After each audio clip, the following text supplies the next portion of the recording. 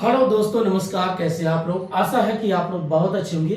चलिए दोस्तों, आज बात करते हैं यूजीसी नेट पेपर फर्स्ट, जिसमें आज आपका टॉपिक रहेगा रिसर्च एप्टीट्यूड। दोस्तों, रिसर्च एप्टीट्यूड है क्या, इसके बेसिक कॉन्सेप्ट को समझते हैं। रिसर्च मीन्स होता है किसी चीज का पुनः खोज करना। अब इसमें वर्ड ही देखिए क्या लिखा है। री आर ई मतलब होता है, री मतलब पुनः, और सर्च, अब सर्च मीन्स खोज करना, तो मतलब पुनः खोज करना, इसको बोलते हैं पुनः खोजना। अब इसमें इसका मतलब क्या है पुनः खोजना? मतलब जैसे आप देखते होंगे, आपके पास पहले 1600 सेट मोबाइल होती थी, 1200 सेट मोबाइल होती थी। आज पहले उसमें कैमरा नहीं होता था, आज देखिए कैमरा है, फ्रंट कैमरा, बैक कैमरा, अब यहाँ तक कि HD camera, high defence camera. इस प्रकार से क्या हो रहा, हर एक चीज क्या मॉडिफाई होता गया। पहले में क्या होता था, आप न्यूज़पेपर नहीं पढ़ सकते थे कि न्यूज़ क्या चल रहा है, देश दुनिया में क्या हो रहा, खबर नहीं मिलती थी। आज जो है आप 1 मिनट में, 1 सेकंड में पूरी दुनिया की खबर आप जो है हमेशा प्राप्त कर लेते हैं। पहले क्या था, उसमें कीपैड होती थी, आप टाइप करते थे, तो कभी कभार उसमें कोई बटन खो गई तो आप क्या करते थे, दूसरा कोई किसी प्लास्टिक चीज काट कर लगाते थे। सोचिए कितनी संघर्ष भरी लाइफ थी। लेकिन आज के दौर में देखिए आपके पास ऐसे ऐसे मोबाइल हैं। लोग आजकल टिकटॉक, पहले टिकटॉक चला था, आजकल छोटे छोटे शॉर्ट वीडियो बनाते हैं, क्लास की वीडियो बनाते हैं। कितना हमारे लिए सुविधाएं दे दिया। ये किसका खोज है? ये पुनः खोज किसी ने किया। अब पुनः खोज तभी होता है जब किसी चीज का पहले प्रॉब्लम ढूंढा जाता है। क्या ढूंढा जाता है? प्रॉब्लम्स।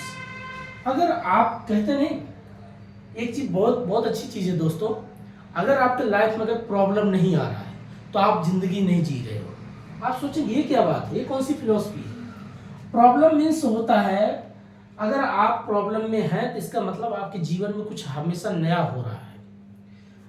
और जिस दिन कोई प्रॉब्लम नहीं हो रहा तो इसका मतलब अब आपके जीवन में कुछ नया होने वाला नहीं है। बस आपकी लाइफ एक ऐसे ही चलती रहेगी, ऐसी चलती रहेगी। और जिसके जीवन में प्रॉब्लम आएगा तो उसकी लाइफ ऐसे चलती है, उतार चढ़ाव। आप सोचिए, और जो वेव की तरीके से चलता है वो दूर तक क्या करता है, चीजों कवर करता है। तो कहने का मतलब सबसे पहले प्रॉब्लम आना चाहिए किसी भी चीज के। जैसे बच्चा एग्जाम देना चाह रहा है तो उसके भी लाइफ में प्रॉब्लम है कि मैं मेंस की तैयारी करूं, प्रीलिम्स की तैयारी करूं, जो यूपीएससी तैयारी करते हैं, नेट की तैयारी करने वाले बच्चे पेपर 1 की तैयारी करूं या पेपर 2 की तैयारी, किस तरीके से तैयारी करें। अब वो हर तरीके से सोचते हैं। तो ये क्या होती है, जो आपके लाइफ में अगर प्रॉब्लम या उलझने आती है, रिश्ते के लेकर के, इकोनॉमिकल को लेकर के, दोस्तों को लेकर के, परिवार को लेकर के, ये सारी चीजें क्या है, ये प्रॉब्लम है। और जिन्होंने इस प्रॉब्लम को क्या कर लिया, समस्या की खोज कर लिया, सर्च कर लिया, और वही क्या करता है, एक अच्छा खासा विवेकशील बुद्धि वाला व्यक्ति बन जाता है जो अपनी समस्याओं को हल कर लेता है। तो ये बस रिसर्च का मतलब ये जरूरी नहीं है कि सिर्फ मोबाइल में खोज करना, आप अपने जीवन में खोज करते, सोशल समाज में कौन सी ऐसी समस्याएं घट रही हैं, विमर्श के प्रति, बच्चों के प्रति, वृद्ध व्यक्ति के प्रति, हर समस्याओं को लेकर के आप क्या करते हैं, चीजों को ढूंढते हैं। रिलीजन को लेकर के, कास्टिज्म को लेकर के, लैंग्वेज को लेकर के, तो सोचिए कितनी प्रॉब्लम है। और जो इस प्रॉब्लम सोल्व करता है वही क्या कहलाता है, कि रिसर्चर कहलाता है। मतलब पुनः खोज किया, हर एक समस्या को सॉल्व करना सीख गया। तो आप ये जो पूरा रिसर्च एप्टीट्यूड में पढ़ते हैं, ये आपका पूरा जीवन में काम देता है दोस्तों। जब आप अगला प्रोफेसर बनेंगे, अगला स्टेप पे और आगे बढ़ेंगे, तो ये चीजें आपके देश के लिए कुछ नई चीजें देते हैं। इसलिए आपके नाम के आगे लग जाता है डॉक्टर। डॉक्टर मीन्स ऐसा नहीं है कि डॉक्टर आप इलाज कर रहे हैं, डॉक्टर मीन्स है आपने समस्याओं को पकड़ लिया है, और जो समस्याओं को पकड़ लेगा वही समस्याओं को हल कर सकता है। अब जैसे कोई क्लाइमेट को लेकर के समस्या है, अब क्लाइमेट को समझ गया कि ग्लोबल वार्मिंग से जो है क्लाइमेट चेंज होता है, उसका इम्पैक्ट मानव के ऊपर पड़ रहा है, जल जंगल जमीन पर पड़ रहा है। जंगल मीन्स जंगलों में आग लग रहा है, जल मीन्स हो रहा पानी की scarcity of the water problems हो रहा है, स्कैरसिटी ऑफ रिसोर्स को हो रहा है। ये सारी चीजें क्या हो रहा है, जो दुर्लभताएं जो आजकल हो रही है, स्कैरसिटी या प्रॉब्लम योर लाइफ, आपके जीवन में भी समस्याएं हो रही हैं, ऐसा क्या होने का कारण है? तो जो प्रॉब्लम को पकड़ेगा और प्रॉब्लम को सोल्व करना सीख गया, वही एक रिसर्चर होता है। तो ये दोस्तों छोटी सी चीज की वजह से कितना चीजें बताना पड़ता है। तो ये चीज होती है रिसर्च, मतलब पुनः खोज करना। और रिसर्च जब होना चाहिए तो बहुत ट्रांसपेरेंसी होना चाहिए, लॉजिकली होना चाहिए, तार्किक होना चाहिए। ये नहीं है कभी बायस होना चाहिए, अनबायस होनी चाहिए। ऐसा नहीं है कि हम किसी को दिखाने के लिए रिसर्च करें, कभी नहीं होना चाहिए।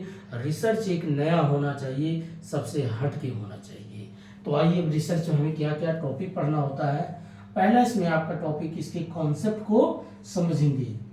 कॉन्सेप्ट मीन्स इसकी बेसिक अवधारणा क्या है, इसके बेसिक नींव क्या है, इस चीज की बात करते हैं। जैसे संविधान के लोग कहते हैं कि संविधान की बेसिक क्या है, उसकी बेस है, अवधारणा है, पिलर है। तो वैसे ही इसकी बात होती है। तो एक बात करते हैं पॉजिटिविज्म एंड पोस्ट पॉजिटिविस्टिक, ये जो दोस्तों है एक टॉपिक ये बीच में हम पढ़ते हैं। अगला टॉपिक हम इसमें पढ़ेंगे मेथड्स। अब मेथड्स क्या, हर एक चीज का मेथड्स है। आप पढ़ाई करते हो उसकी भी एक विधि है। कोई रात को पढ़ता है, कोई सुबह को पढ़ता है, जिस टाइम उसका अपना अपना तरीका होता है। कोई लिख करके पढ़ता है, कोई पढ़ के समझ जाता है। सबकी अपनी अपनी मेथड्स है, विधि। कोई ऑनलाइन पढ़ता है, कोई ऑफलाइन पढ़ता है। तो ऐसे ही रिसर्च की अपनी अपनी विधि है। किसी भी चीज को बनाने के उसमें क्या क्या फार्मूला लग सकते हैं। अगला बात इसमें हम करेंगे, नेक्स्ट आएगा आपका स्टेप ऑफ रिसर्च। एक मिनट दोस्तों, क्या step of research, steps of research. Step of research means होता है क्रमगत रूप से, स्टेप बाय स्टेप। जैसे आप किसी छत या मंजिल के ऊपर चढ़ते हैं तो आप देखते होंगे सीढ़ी भी होती है, स्टेप बाय स्टेप आप चलते हैं। तो इसमें स्टेप ऑफ रिसर्च, पहले किसी चीज का प्रॉब्लम ढूंढो, फिर उस प्रॉब्लम को डिजाइन दो। अब ये सब आगे बताते हैं। नेक्स्ट हम उसके बाद पढ़ते हैं, इसमें आपका आता है आईसीटी सपोर्ट।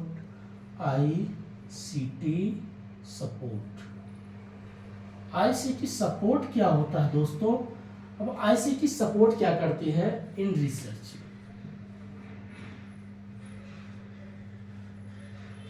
भाई आज के प्रेजेंट टाइम में अगर देखा जाए, करंट जो चल रहा है, आपको रिसर्च में आईसीटी का बहुत ही योगदान है। अर्थात इंफॉर्मेशन कम्युनिकेशन टेक्नोलॉजी का बहुत ज्यादा।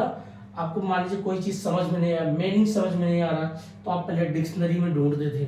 आज गूगल करिए, फटाक से उसकी पूरा क्या होता है, मीनिंग मिल जाता है। अगला हम बात करते हैं उसके बाद ethics of research. Ethics of research, ये आपका बेसिक इतना कॉन्सेप्ट है। बाकी हम स्टेप ऑफ रिसर्च में पढ़ेंगे कि नल हाइपोथेसिस क्या है, हाइपोथेसिस क्या है, सैंपलिंग क्या है, इसमें हम पढ़ेंगे। ठीक है, तो ये इतना ही टॉपिक अगर आपने अच्छे से पढ़ लिया है तो समझ जाइए रिसर्च आपके हमेशा आगे, आप जब जेआरएफ वगैरह क्वालिफाई करेंगे तो आपको अगर किसी फील्ड में रिसर्च करना है तो ये टॉपिक हमेशा जरूरत पड़ेगी आपको। अब इस टॉपिक का बेसिक चीज हमें क्या क्या पढ़ना होता है, पहले पढ़ेंगे कॉन्सेप्ट क्या है। कॉन्सेप्ट मीन्स होता है किसी भी चीज का बेसिक आधार क्या है, आप रिसर्च क्यों करना चाहते हैं, रिसर्च का मतलब क्या है, रिसर्च बायस होना चाहिए कि अनबायस होना चाहिए, ये बेसिक बात करता है। तो रिसर्च हमेशा एक बायस नहीं, अनबायस होना चाहिए। रिसर्च हमेशा साइंटिफिक होना चाहिए और लॉजिकली होना चाहिए, तार्किक होना। जैसे आजकल देखिए, अगर किसी चीज में, किसी बात में अगर तर्क नहीं है तो बात क्या है, अनर्थक है, उसमें कोई अर्थ नहीं है। उसको बोलते इसमें कोई मीनिंग नहीं है। तो कोई इसमें जब मीनिंग नहीं है तो उस किस काम को वर्ड है या किस काम की बात है। तो अगर कोई काम करो तो उसमें तर्क होना चाहिए, लॉजिक होना चाहिए, प्लस उसमें साइंस भी होना चाहिए और अनबायस होना चाहिए। और वो चीज़ें पूरा रेशनलिज्म होना चाहिए। एक रेशनलिज्म मतलब एक तार्किक साइंटिफिक होना ही चाहिए। ऐसा नहीं है कि किसी को अंधविश्वास पाखंडियों चीज़ों से जोड़ की बात करो, नहीं। आप वो बात करो जो पूरा दिखता है, जो ट्रांसपेरेंसी है उस पर बात करता है। तो ये आपका होता है कॉन्सेप्ट। क्या क्या होना चाहिए इसमें? अनबायस होना, दूसरा लॉजिक होना, मतलब लॉजिकल होना, और साइंटिफिक होना,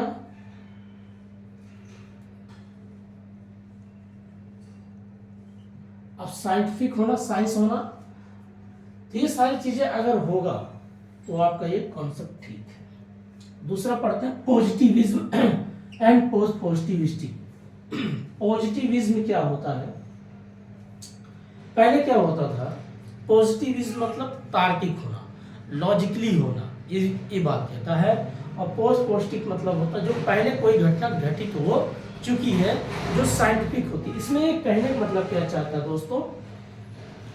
पुराने समय में लोग जो है हर एक बात को, जैसे आप भी मुहावरा की तरीके से बात करते थे, फिलोसफी जो बोलते थे, इसका मतलब था वो जीवन का अनुभव होता था।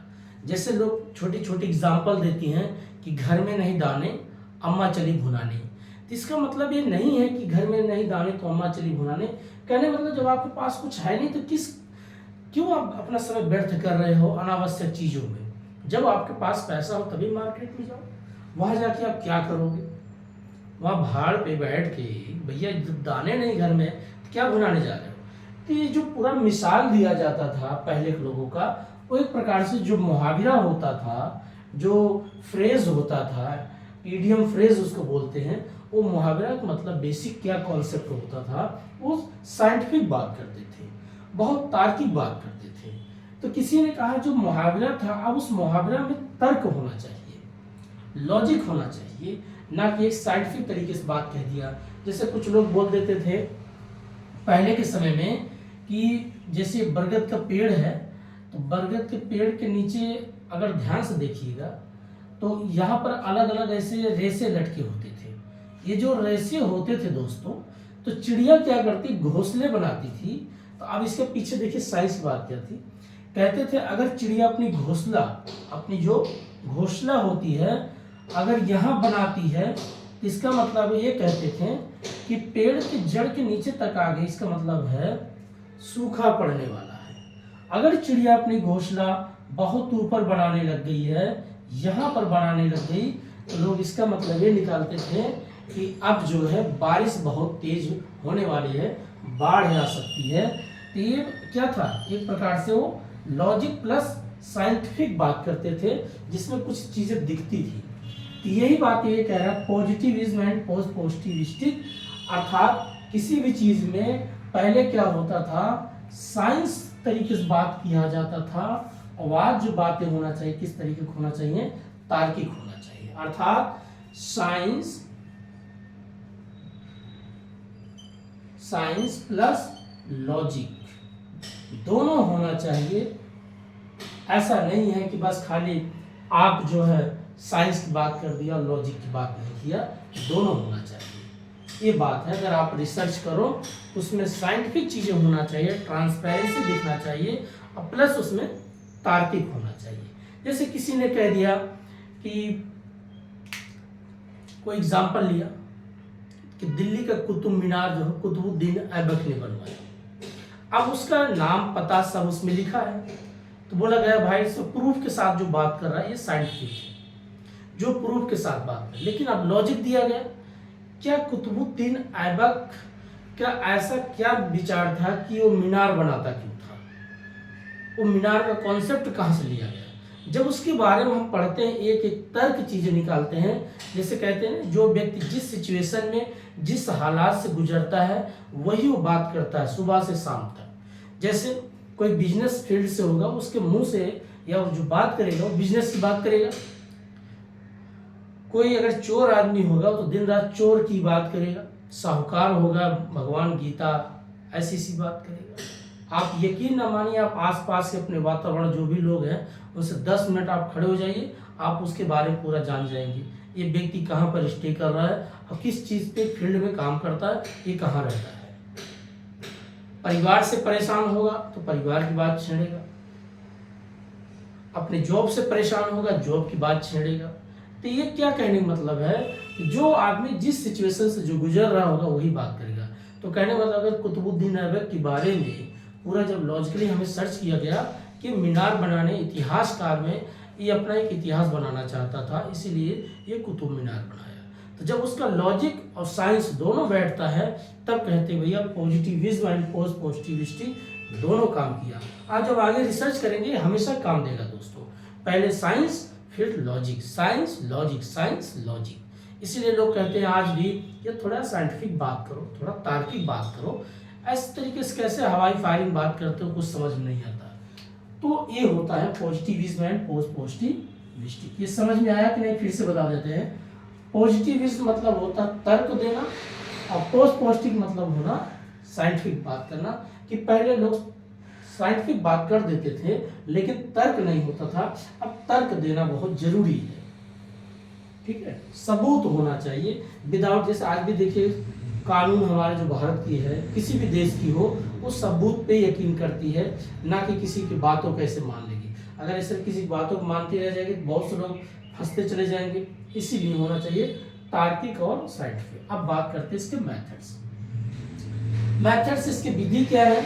इसकी विधि अगर देखा जाए तो आपका experimental methods, descriptive methods, quantitative methods, qualitative methods, historical methods, ये बेसिक इसके मेथड्स है। और इस मेथड से क्या किया गया है, रिसर्च का क्या किया गया, ये बेसिक आधार बनाया। मेथड जैसे आप मान लीजिए घर बनाते हो, तो घर जब आप बनाओगे तो क्या क्या चाहिए? ईंट चाहिए, सीमेंट चाहिए, सरिया चाहिए, बजरी चाहिए। ये सारी चीजें क्या होता है? मटेरियल, लेबर, ओवरहेड इत्यादि सारी चीजें जब मिलेगा तभी तो घर बनेगा। तो उसके वो रिसोर्स है, मेथड्स उसकी विधि है। अब विधि में क्या कैसे कैसे प्रयोग करोगे, ये पूरा रिसर्च में मेथड्स इसका बेसिक आधार बनता है। पहला होता है एक्सपेरिमेंटल। आप किसी भी चीज को प्राप्त करना चाहते हैं, आप एग्जाम क्वालिफाई करना चाहते हैं, तो क्या करना होगा? आपको बार बार पढ़ना पड़ेगा। एक बार नहीं, दो बार नहीं, तीन बार नहीं, 10 बार आपको कोई भी सब्जेक्ट हो। अगर आप इकोनॉमिक्स पढ़ रहे हो, आपका ऑप्शनल सब्जेक्ट इकोनॉमिक्स है, तो आप इकोनॉमिक्स को कई बार पढ़ेंगे। उसकी परिभाषा पढ़िए, उसके डिमांड और सप्लाई कॉन्सेप्ट क्या है, उसके यूटिलिटी कॉन्सेप्ट क्या है, प्रोडक्शन क्या है, मार्केट क्या है। फिर उस मार्केट्स को आम जनता से जोड़ के देखिए, गवर्नमेंट के पॉलिसी से जोड़ के देखिए, क्या ये सटीक बैठ रहा है कि नहीं बैठ रहा है। ये सारी चीजें क्या कहलाती हैं? अब बार बार जब प्रैक्टिस करेंगे तो इसको बोलते हैं एक्सपेरिमेंटल। और जब एक्सपेरिमेंटल मेथड ही कहलाती है कि रिसर्च का सबसे ज्यादा योगदान देता है। आपने नाम सुना होगा, जब अल्वा एडिसन ने बल्ब का आविष्कार किया तो लोग कहीं उस एग्जाम्पल देते 1000 बार उन्होंने क्या किया, एक्सपेरिमेंट किया था, तब जाकर के एक बल्ब का आविष्कार हुआ जो सभी के घरों में उजाला दे रहा है। तो रिसर्च सोचिए, कोई एक व्यक्ति ने रिसर्च किया, आज पूरी दुनिया को उजाला दिया है।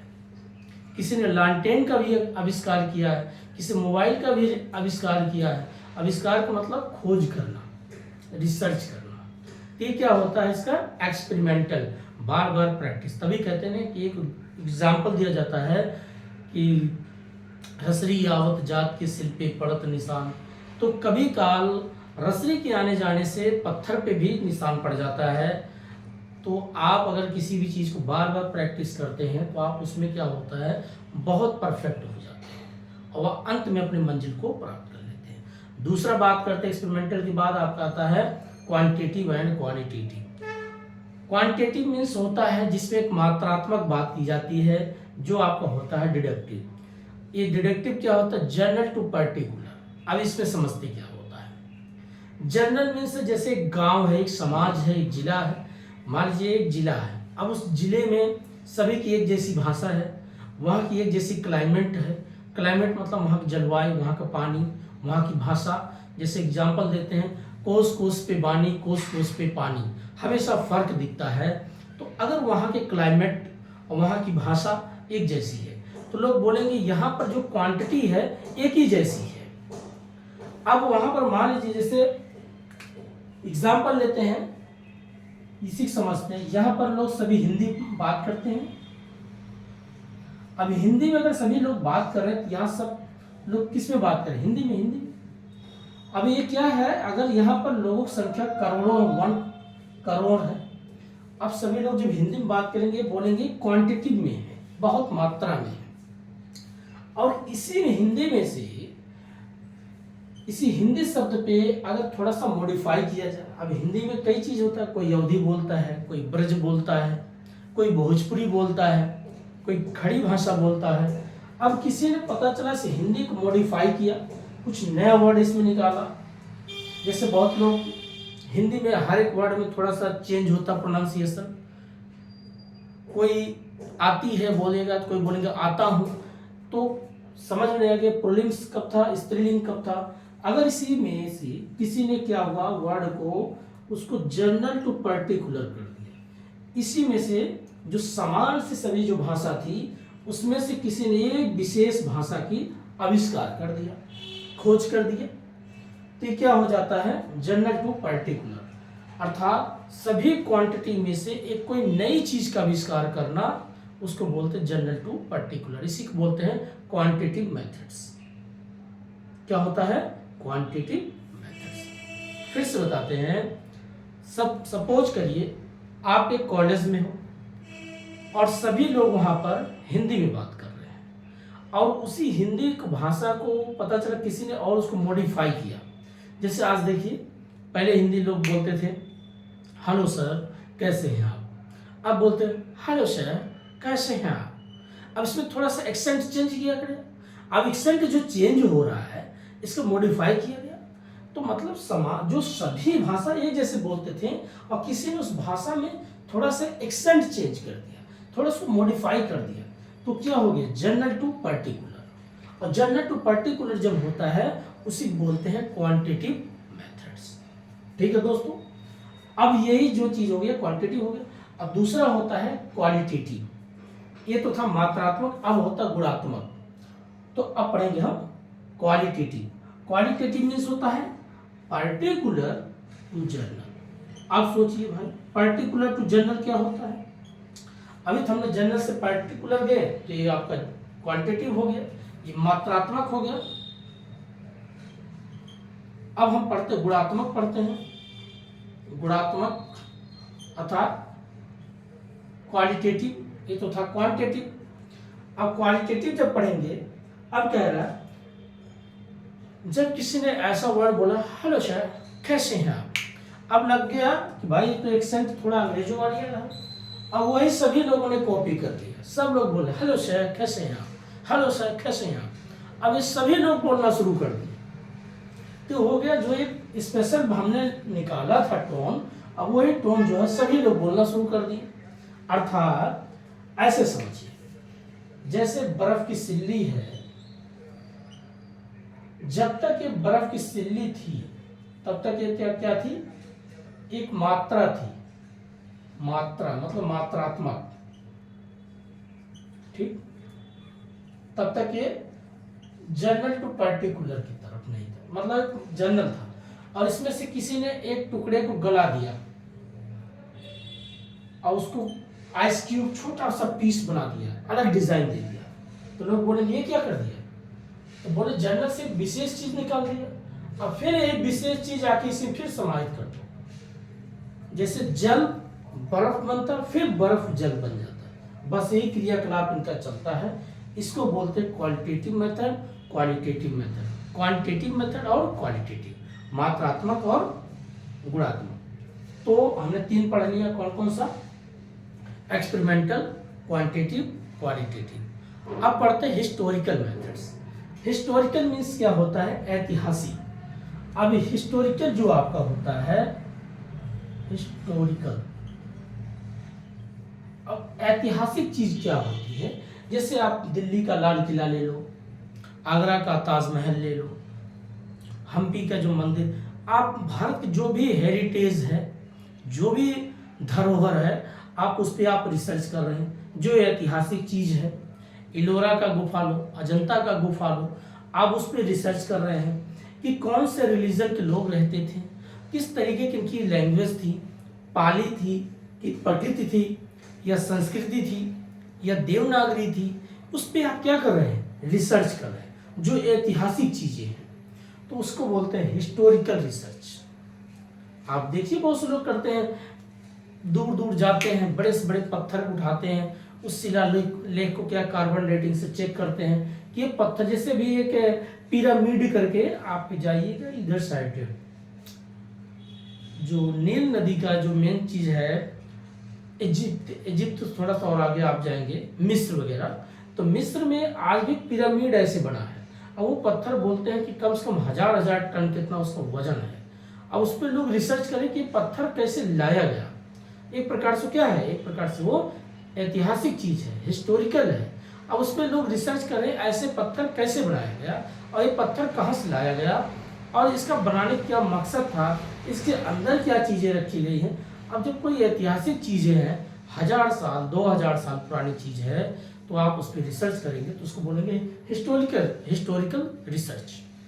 अब जैसे इंडस वैली सिविलाइजेशन, जब तक किसी को पता नहीं था कि भारत इतना पहले से समृद्ध था, ऐसा उसके इतने ब्रॉड जो है एक सभ्यता थी, लेकिन किसी ने जब उसके बारे में पता चला कि अंग्रेज लोग रेलवे लाइन बिछा रहे थे, तो वहां से किसी ने कहा कि लाइन बिछाते बिछाते अर्थात किसी को एक पत्थर दिखा, तो उस पत्थर का ईंट का पत्थर जो भी उठा के लाए, तो उन्होंने देखा ही उस पर डिजाइन बना, बोले ये क्या चीज है।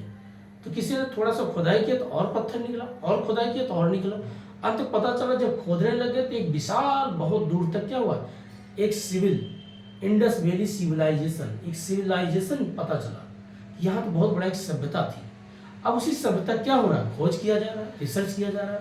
यहाँ के लोग क्या करते थे, उनकी जो लिपिक है, लिपिक तो मिल गई लेकिन अभी तक उसको डिकोडिंग नहीं किया गया, पढ़ा नहीं गया। तो ये क्या चीज होती है आपका हिस्टोरिकल मेथड्स। तो दोस्तों अब बात करते हैं नेक्स्ट आपका स्टेप ऑफ रिसर्च।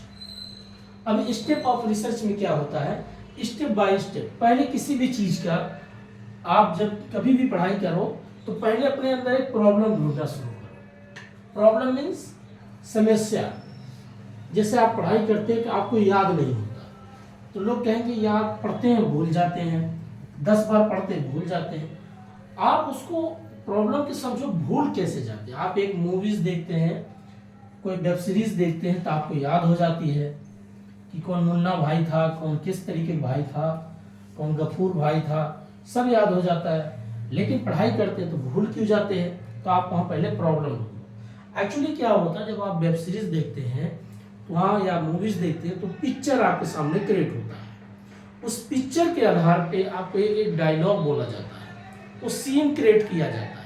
और जिस दिन आप अपने पढ़ाई को एक पिक्चर तरीके से समझेंगे कि आप जैसे स्टेप ऑफ रिसर्च, तो इसमें पहला चीज आप ढूंढो प्रॉब्लम।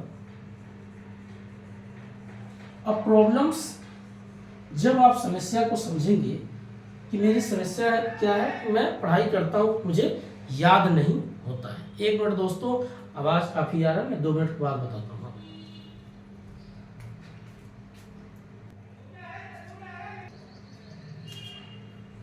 चलिए दोस्तों, आते रहेंगे लोग, बोलते रहेंगे, क्या करें।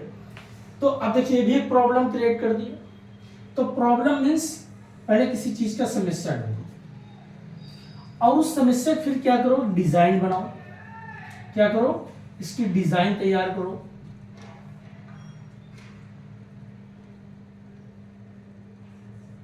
अब डिजाइन दो।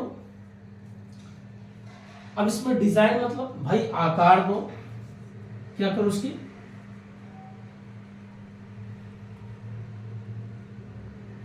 उसकी एक आकार बनाओ प्रॉब्लम। फिर उस प्रॉब्लम क्या करो, डिजाइन करो कि मेरे साथ क्या क्या होता है, क्यों मैं भूल जाता हूं। डिजाइन बनाने के बाद फिर उस समस्या के समझने के लिए डाटा कलेक्शन करो। अब डाटा कलेक्शन मीन्स आंकड़े इकट्ठा करो, डाटा कलेक्शन। अब डाटा कलेक्शन करो, प्राइमरी डाटा, सेकेंडरी डाटा, जो भी आप इकट्ठा करो।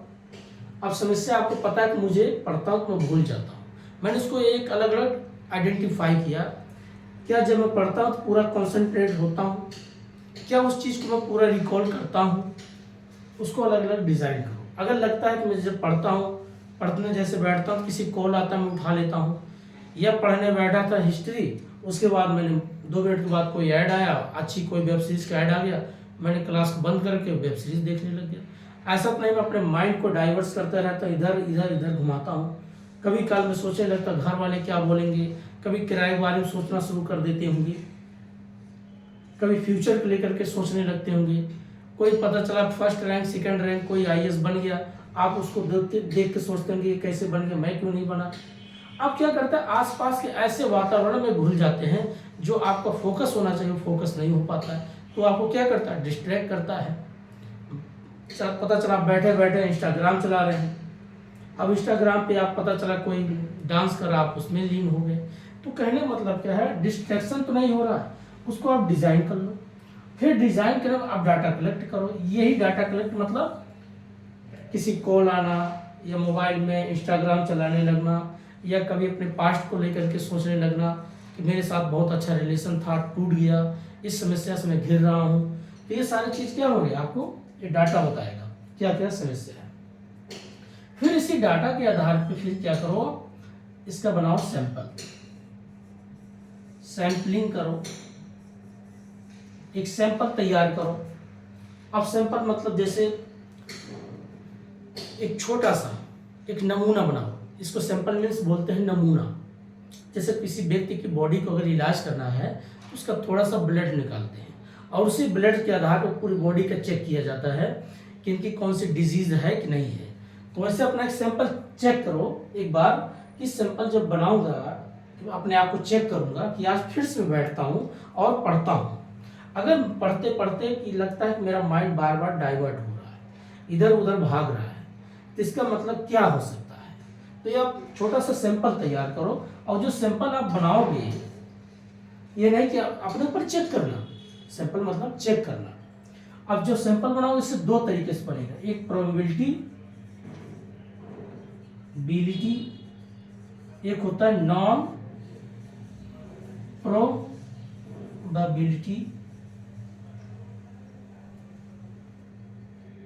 बिलिटी probability.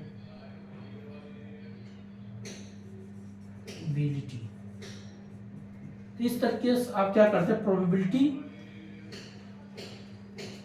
Probability and non probability, इस तरीके से क्या होता है आपका, हम चेक करते हैं। प्रोबेबिलिटी मीन्स जिसमें संभावना है, क्या है, संभावना। अब संभावना मतलब जिसमें आपको 100% दिखता है कि जो मैं पढ़ाई करता हूँ, मेरे पढ़ाई में कॉन्सेंट्रेट किसी का कॉल या इंस्टाग्राम या वेब सीरीज या मेरे घर की स्थिति या मेरे कुछ फ्रेंड सर्कल या आपका पर्सनल कोई रिलेशन, तो आप क्या करते हैं, अगर वो चीज़ें हैं तो इसका मतलब 100% संभावना है यही चीज़ें आपको बार बार नुकसान करता है। नॉन प्रोबेबिलिटी, कभी कल ऐसा होता है जिसके बारे में हम नहीं सोचते, ऐसी क्रियाएं होने लगती हैं। भाई एक उम्र है, एक समय है, कोई पैसा कमा के आता, आपके मन में फीलिंग आती है कि यार पैसा कमा के यार मैं घर बैठ के माँ बाप से पैसे तोड़ रहा हूँ, मुझे शर्म आती है, मैं कहाँ फंसा हूँ। एक प्रकार से नॉन प्रोबेबिलिटी चीज़ें आपको क्या कर देती, वो भी उलझा देती हैं। जिसके बारे में आपको नहीं सोचना चाहिए वो बारे में आप बैठ के सोचने लगते हैं। मेरे सर के बाल व्हाइट होने लग गए, दाढ़ी व्हाइट होने लगी, आप अनावश्यक चीज़ों में क्या कर रहे हैं, आप परेशान हो रहे हैं। मेरी हाइट छोटी हो गई, मेरा फेयर कलर काला हो गया, अनावश्यक चीज़ों में चाहे लड़का हो चाहे लड़की सोच रहा है। किसी ने कुछ अलग तरीके से कमेंट कर दे, उसी कमेंट को लेके बैठे हो, जो कि ये चीज़ें नहीं है उसके बारे में आप सोच रहे, इसको बोलते हैं नॉन प्रोबेबिलिटी। इसी में अलग अलग फैंसी भी ढूंढा जाएगा, आगे बात करेंगे। जब सैंपल आपको पता चल जाएगा कौन कौन हमारी समस्या को क्रिएट कर रहा है, उसको कैसे कैसे हमने आइडेंटिफाई किया, फिर इसको बनाओ प्रपोजल। क्या बनाओ, प्रपोजल। अब प्रपोजल मीन्स होता है, प्रपोजल एक प्रस्तावना, अपने प्रपोजल तैयार करो कि अब सारी चीजें लिख लो कि मेरे साथ ये समस्या है और ये समस्या नहीं है। जो समस्या नहीं उसके बारे में मत सोचो, जो समस्या उसको सोच, उसको हल करो। कि मेरी नींद पूरी नहीं होती है या टाइम पे मैं एक्सरसाइज नहीं कर पाता, टाइम पे मैं डाइट नहीं ले पाता, आप अपना टाइम फिक्स रखो, अपने आप को योगा में डालो। अपने आप को योगा ना कर सको तो थोड़ा वातावरण में घूमो, अच्छे लोगों में बैठो, अच्छी चीज़ें पढ़ो, नकारात्मक से लोगों से बचो, कि जैसे कुछ कुछ मोटिवेशन देने लगते 2 मिनट के बाद आप गुब्बारे की तरफ भर जाते हैं, बाद में कोई स्विच हुआ है फुस हो जाते हैं। ऐसे लोगों से बचो, आप अपने अंदर मोटिवेट बनो। इस चीज़ें जब आप करोगे ये आपको होगा पर्पस। दोस्तों ये रिसर्च का मतलब जब ये हर फील्ड में काम आता है। आजकल जैसे बड़े बड़े डॉक्टर क्या कि जो साइकोलॉजिकल होते हैं, जो आजकल ब्रेन देखो, बहुत से लोग आजकल बोलते नहीं छोटी छोटी बात, बहुत स्ट्रेस है बहुत स्ट्रेस है, जो कि स्ट्रेस कुछ नहीं होता। अब इन्हीं चीज़ों को क्या करता हो, आइडेंटिफाई करता। अब प्रपोजल आपने बना लिया, अब फिर इस प्रपोजल को आप क्या करो, डेवलपिंग डाटा कलेक्शन करो, क्वालिटेटिव डेवलपिंग डाटा लाओ, डेवलपिंग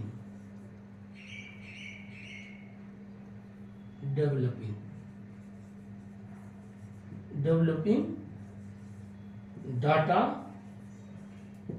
कलेक्शन करो। अब developing data collection means primary data और सेकेंडरी डाटा। अब इसमें देखिए, अब डेवलपिंग डाटा एक अच्छी क्वालिटी वाला डाटा लाओ, जो लगे कि वास्तव में ये चीज़ मुझे ज़्यादातर नुकसान करता है, कि मेरे माइंड को डिस्ट्रैक्ट में पढ़ाई ना होने के कारण है मेरे घर की स्थिति। तो आप सोचो, घर की स्थिति खराब है तो खराब रहेगी, उसको सोच करके सही नहीं कर सकते, उसको करके सही कर सकते हैं।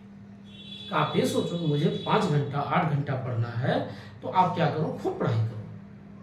और जब खूब पढ़ोगे उसके बाद ये मत सोचो रिजल्ट निकले या ना निकले, खूब जब प्रैक्टिस करोगे तो आपके अंदर एक कॉन्फिडेंस आएगा, वही कॉन्फिडेंस आपको किसी भी फील्ड में आपको सक्सेस बना देगा। वहाँ ना बन पाओगे तो टीचर बन जाना, कुछ तो करना पड़ेगा, ऐसा तो है नहीं। बिजनेस करना, कुछ एक आधार बनाओ, कोई न कोई एक रास्ता बनाओ। तो यही कह रहा है डेवलपिंग डाटा कलेक्ट करो, जो आपके जीवन में एक डेवलप कर सकता है, जो आपको आगे बढ़ा सकता है, जो आपको मोटिवेट कर सकता है। तो उसमें आप क्या करो, एक क्वांटिटेटिव डाटा लाओ, क्वालिटेटिव। तो ये डाटा जब आपके पास आए, फिर इन्हीं डाटा क्या करो, एनालिसिस करो, इसका इंटरप्रिटेशन करो। तो इंटरप्रिटेशन जब आप करोगे, एक एक चीज की बारीकी तरीके से जब अध्ययन कर लोगे, आप अंदर से खुश हो जाओगे। छोड़ो कोई दोस्त बात करे या ना बात करे, वो अपनी लाइफ में खुश, हम अपनी लाइफ में खुश है। कोई किसी को रिलेशनशिप में टूट गया, जाने दो, उसके चक्कर मत पड़ो। उसके रहने से कौन अच्छा हुआ और जाने से कौन सा अच्छा हो जाएगा, छोड़ो, जाने दो। आप खुद में सोचो मुझे क्या करना है।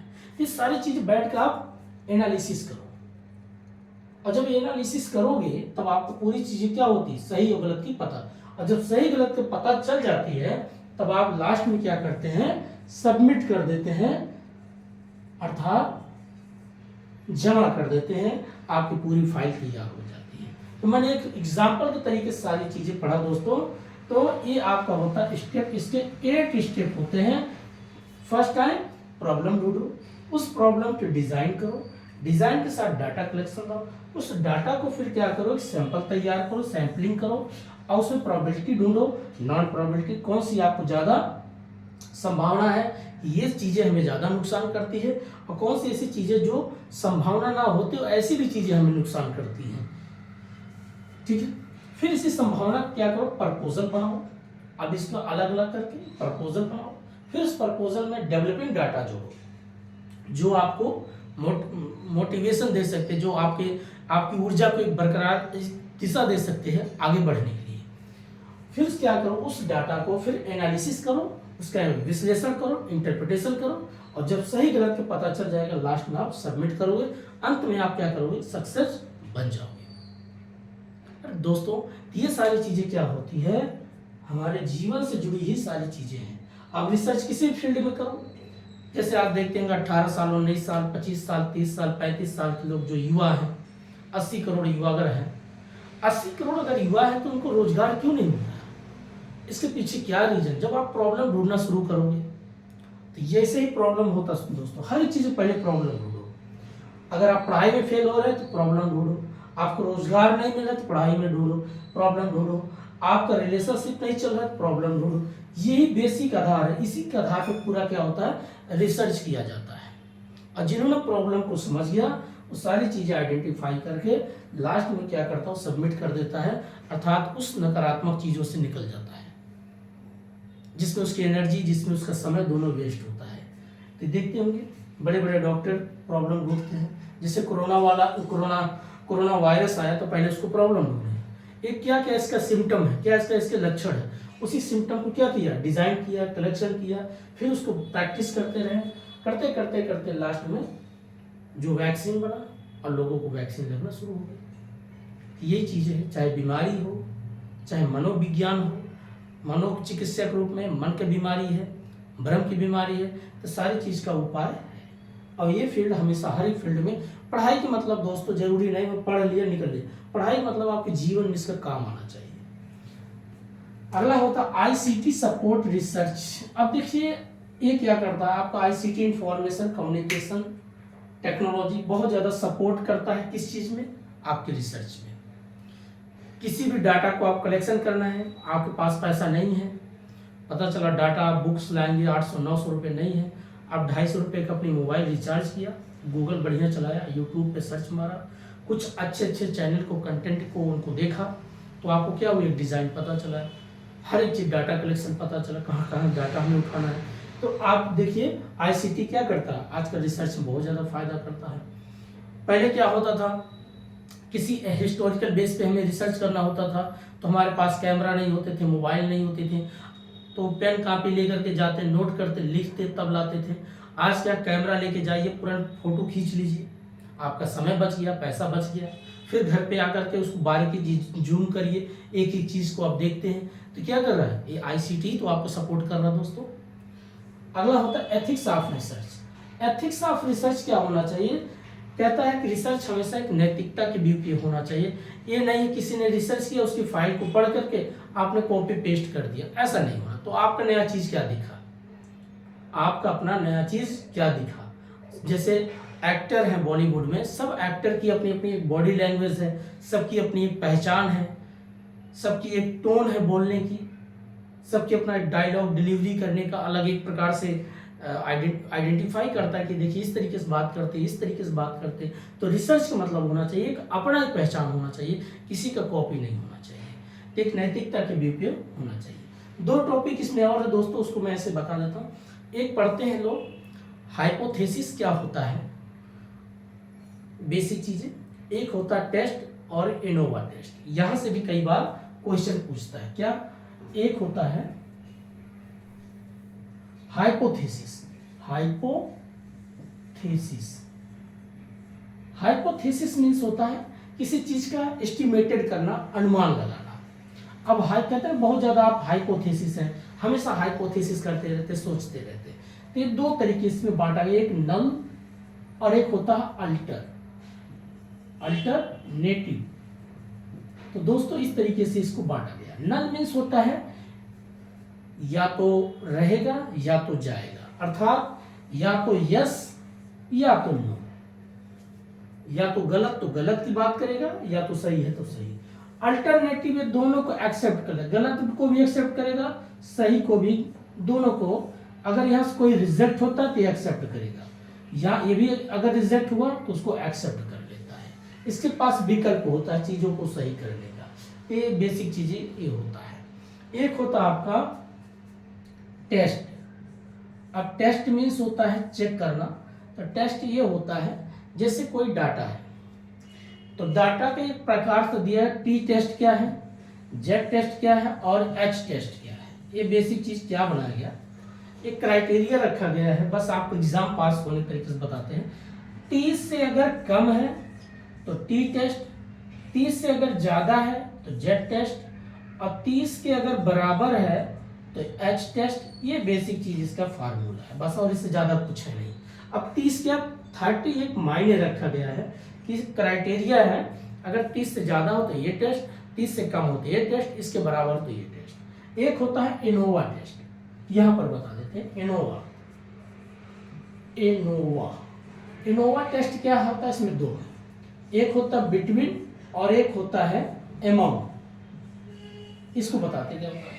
इनोवा में दो चीज होता है, जहां पर बिटवीन और एमंग शब्द अगर लिख करके आ जाए तुरंत टिक मारना कि एमंग और बिटवीन ये हमेशा इनोवा की बात करता है। बस बिटवीन मतलब 2%, 2 ग्रुप की, एमंग मतलब लॉट्स ऑफ ग्रुप, बहुत से ज्यादा ग्रुप है।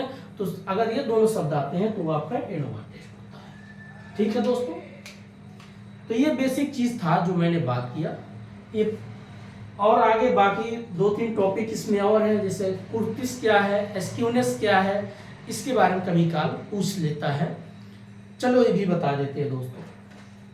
वादा क्या, वादा से वादा होता है, पूरा करते हैं।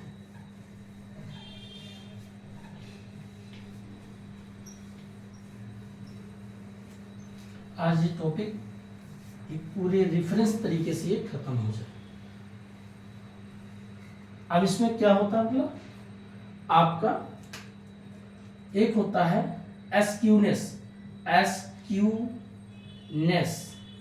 एस्क्यूनेस बोलते हैं, सबका अलग अलग प्रोनाउंसिएशन। एक कुर्तिस, क्रूटिसिस कहते हैं। अब इसमें ध्यान से देखिए, क्रूटिसिस या क्रूटिस कहते हैं।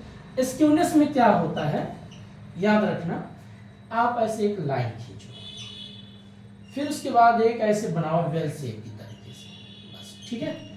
यहां से एक परपेंडिकुलर ऐसे लाइन लाओ, तो इनको दोनों को जब डिवाइड कर देगा तो जीरो बराबर की बात करेगा, इसमें कोई फर्क नहीं है। तो दोनों को डिवाइड करें, इस साइड को अलग रखो, इस साइड को अलग रखो। ये तीन चीज को याद रखना। क्या याद रखना, लेफ्ट वाले हमेशा नेगेटिव पॉइंट में लेना और राइट वाले हमेशा पॉजिटिव लेना। और ये तो जीरो है, इक्वल टू, इसको इक्वल टू मतलब इक्वल की बात करेगा। अब क्या करेगा, देखिए इसको आप करना मीन, पहले लिखना मीन, सबसे बड़ा कौन होगा, मीन, फिर उसके बाद मीडियन, फिर उसके बाद मोड। ये आपका पॉजिटिव बात करता है इधर का, बस इतना। अगर ऐसे डायग्राम बन के आ जाए तो आप तुरंत समझो ये एस्क्यूनेस की बात कर रहा है। दूसरा होता है निगेटिव, तो ये मीन, अब यहां बनाओ मीन छोटा, फिर उसके बाद मीडियन, फिर उसके बाद मोड। इस तरीके जो बनता है ये निगेटिव बात करता है, माइनस इसको दर्शा देना, एक प्लस की बात करता। और ये जो होता है आपका equal to mean, equal to median, equal to आपका मोड। ये तीनों को बात क्या करता है, इक्वल की बात करता है, बस इससे ज्यादा नहीं है। ये जो आपका होता है इसमें भी एक ऐसे लाइन खींचो, एक ऐसे वेल शेप में ऐसे ऊंचा करके ऐसे बनाओ। सबसे ऊंचा इसको बोलते हैं लैपोटिक क्रूटिस बोलते हैं, लैपोटिक पोटिक्स क्रूटिस सबसे ऊंचा है। लैपोटिक्स मतलब सबसे ऊंचा। मेसोटिक जो मिड पॉइंट की बात करता है, प्लेटिक जो प्लेट के तरीके से, तो ये हो गया मेसोटिक, मध्य की बात करना। और ये आपका प्लेट अर्थात बेसिक आधार की बात करना। बस अगर ऐसे एल एम के पी करके आता है, एल एम पी करके आता है तो समझ लीजिए क्रूटिस, बस इससे ज्यादा है नहीं। आपको एग्जाम पास करना है। और ये सब चीजें कहाँ प्रयोग किया जाता है, जब आपको बहुत ज्यादा डिजाइन करना है, जैसे किसी आर्किटेक्ट फील्ड में काम कर रहे हो, आपको बहुत ज्यादा डाटा कलेक्शन करना, तब इनकी प्रयोग किया जाता है दोस्तों, इनका अपना, ठीक है। तो रिसर्च में हमने क्या क्या पढ़ा, concept, positivism, positivistic methods, step of research, ICT और एथिक्स, एस्क्यूनेस, क्रूटिस, और उसके बाद हाइपोथेसिस,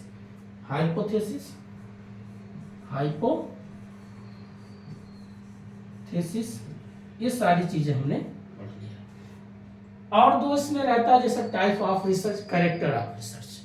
तो types of research, characters of research दोनों एक ही है, इसमें कोई फर्क नहीं है। भाई आप रिसर्च करोगे तो उसके कोई न कोई ऑब्जेक्ट होना चाहिए, एक कंसिस्टेंसी होना चाहिए, एक डिपेंडेंस होना चाहिए, इंडिपेंडेंस होना चाहिए, कंसिस्टेंसी होना चाहिए, एक्रूअल होना चाहिए। बेसिक चीजें, काफी चीजें क्या होता है, बात करता है, ठीक है। बस ये था आज का आपका यूजीसी नेट पेपर फर्स्ट, जिसमें आज का आपका टॉपिक था रिसर्च एप्टीट्यूड। दोस्तों तो आज इतना ही, तब तक के लिए नमस्कार, जय हिंद।